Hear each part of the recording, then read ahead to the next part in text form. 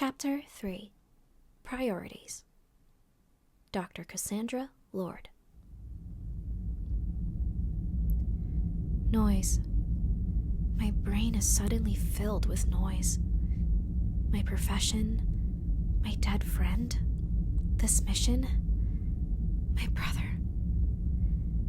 Each thought is a crowd of people, members of an unruly press shoving microphones, questions, and facts in my face, pulling me every which way in a wild attempt to hold my attention first or acquire my answers before all others.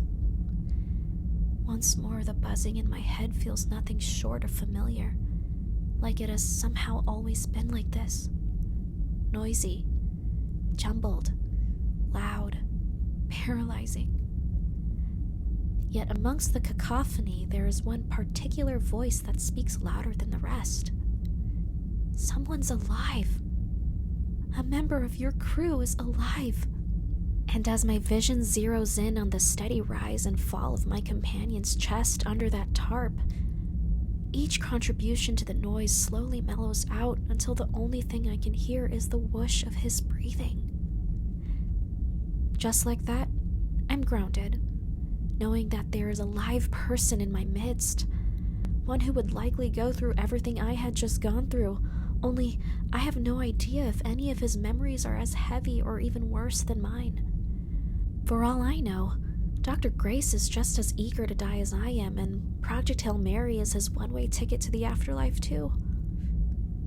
But the more likely alternative is that Dr. Grace walked into this knowing he'd be leaving behind a life he genuinely loved, and regardless of how honorable his sacrifice is, he'd be feeling the significance of that loss.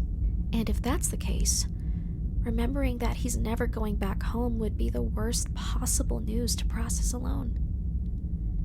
I clutch my blanket tighter around me and run my hands through my hair, knowing that although I don't remember him quite yet, it would be remiss of me to not be a comfort or support to any member of my crew who would take the news as hard, if not harder than I. After all, we'll be dying together soon. If his awakening would be anything like mine, then I would love nothing more than to make sure he wouldn't go through it alone.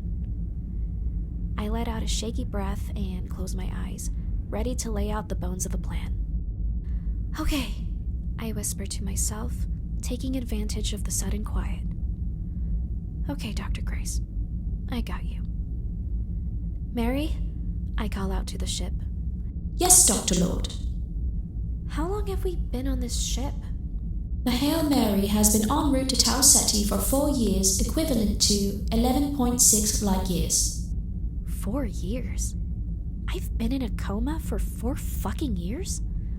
Holy shit, Mary! I huff, running a hand down my face. Unidentified command. I ignore Mary entirely as my mind buzzes with information. Tau Ceti, I know that name. It's fuzzy, but the information is there. Tau Ceti is a star, the only known star in the known vicinity that isn't currently dying. And if we have been traveling at the speed of light towards Tau Ceti this entire time, then that explains why my limbs feel so heavy. My body is used to feeling Earth's gravity, which falls at a rate of about 9.8 meters per second. If the Hail Mary is constantly accelerating in a straight line, which is something else I happen to remember out of nowhere, then that's not necessarily gravity, it's the effects of velocity. How the fuck did we get enough power to go so fast? The answer is at the tip of my tongue, but I can't quite remember that yet, so I reorient myself. Mary, how long until we reach Tau Ceti's orbit? I ask aloud. Projected arrival at Tau Ceti, 5 days, 3 hours, 29 minutes. Is there a projected wake-up time for Dr. Grace in the allotted time? I hold my breath then, hoping that the technology that was used to keep me alive for all these years would be enough to keep him alive as well.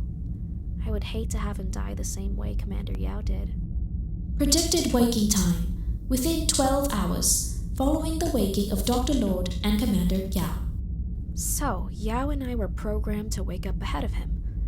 By order of action and my personal expertise, That must mean we were supposed to be the ones assuring the ship was still in working order upon waking.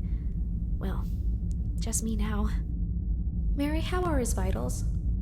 Vitals are stable. No sign of deterioration. Projected awakening highly likely. Highly likely. I don't like the implication that there's a slight chance he won't be waking. Will he be okay if I were to leave the dormitory? Dormitory? Huh. More proof that I know this ship. Life support systems are programmed to identify and assure proper function of body and mind after long-term comatose. Okay then. Will you notify me if there are any changes to his status? Mary makes a different kind of chime. Notification request logged. Any change in status for Dr. Ryland Grace is to be reported to Dr. Lord. Thank you, Mary. I sigh, leaning back onto my bed and allowing my body to settle back into the dip where I had apparently spent 4 whole years. But as the blanket rests over me and the coolness of the sheets cools my skin, a realization makes itself known in my brain. Mary, I frown, sitting up. Where the fuck is the supply room? I need some goddamn clothes.